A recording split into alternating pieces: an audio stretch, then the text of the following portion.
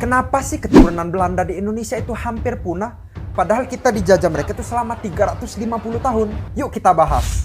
Lo tahu nggak sih kalau setelah Indonesia merdeka itu ada dua peristiwa besar yang bikin orang Belanda dan keturunannya hampir punah di Indonesia. Namanya itu Masa Bersiap dan Operasi Sapu Jagat.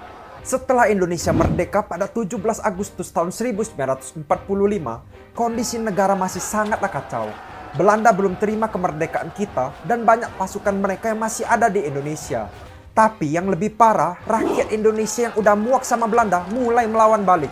Di periode 1945 sampai 1946 terjadi yang namanya Masa Bersiap. Ini adalah masa di mana kelompok-kelompok pejuang kemerdekaan menyerang, mengusir, bahkan membunuh orang-orang Belanda dan Indo-Belanda yang dianggap sebagai sisa dari penjajah. Banyak keluarga keturunan Belanda yang dipaksa tinggal di kamp-kamp pengungsian atau kabur ke luar negeri.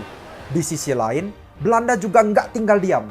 Mereka balik menyerang dengan agresi militer 1 dan 2 buat ngerebut Indonesia lagi. Masa Bersiap ini bikin hubungan orang Indo-Belanda sama rakyat Indonesia itu jadi makin tegang.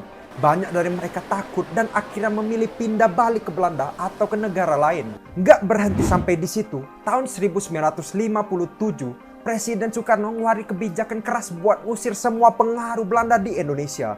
Peristiwa ini dikenal sebagai Operasi Sapu Jagat.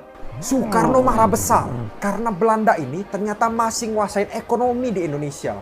Makanya dia menasionalisasikan semua perusahaan Belanda dan ngusir lebih dari 50.000 orang Belanda dan keturunannya dari Indonesia. Akhirnya mereka pun dikasih dua pilihan sulit. Yang pertama itu tinggal di Indonesia tapi harus lepas kewarganegaraan Belanda. Atau yang kedua, balik ke Belanda dan gak boleh balik lagi ke Indonesia selama-lamanya. Banyak yang akhirnya memilih untuk pulang ke Belanda. Tapi ironisnya, mereka malah gak diterima di sana. Banyak yang hidup susah karena dianggap orang asing di negara mereka sendiri. Operasi ini benar-benar ngapus jejak Belanda di Indonesia. Makanya sekarang ini kita hampir gak pernah ketemu komunitas keturunan Belanda yang besar di sini. Padahal di negara-negara lain kayak Filipina atau Malaysia, keturunan penjajahnya masih banyak di sana. Menurut lo, kalau dulu Belanda ini gak diusir dari Indonesia, apakah Indonesia ini bakal kayak Malaysia dan juga Filipina yang banyak keturunan Eropa di negaranya? Komen di bawah. Jangan lupa juga untuk follow buat sejarah-sejarah unik lainnya.